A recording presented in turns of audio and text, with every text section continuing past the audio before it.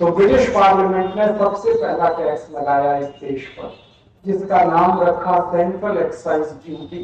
ये टैक्स 1840 में लगा। और इस टैक्स का मतलब पता है क्या था? आप 100 रुपए का उत्पादन करें तो 350 रुपए अंग्रेजों को टैक्स में देना। फिर उन्होंने कहा कि भारत का व्यक्ति उत्पादन करेगा तो अंग्रेजों को टैक्स देगा, लेकिन उत्पादन के बाद वो सामान को बेचेगा तो बेचने पर भी टैक्स लगा देगा। तो अंग्रेजों ने दूसरा टैक्स लगा दिया, सेंट्रल सेल्स टैक्स।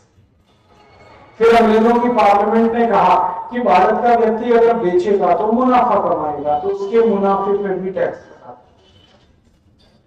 तो उन्होंने लगाया इनकम टैक्स।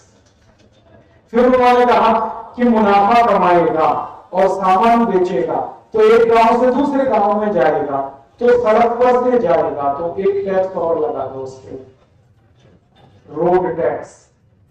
फिर उन्होंने कहा कि सड़क पर कोई ब्रिज है, पुल है, तो एक टैक्स और लगा दो उसके ऊपर, टोल टैक्स।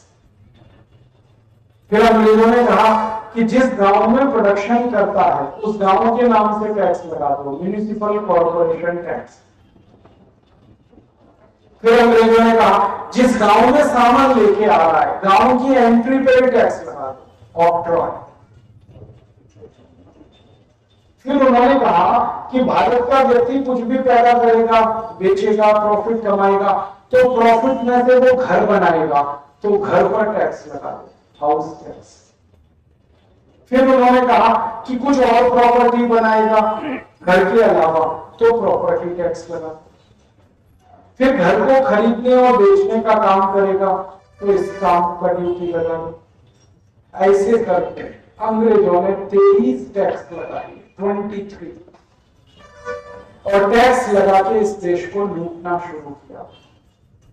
पहले अनऑफिशियल लूटा, फिर ऑफिशियली लूटा, और इस लूट में अंग्रेजों ने भारत से 300 लाख कोटी रुपए ले लिया।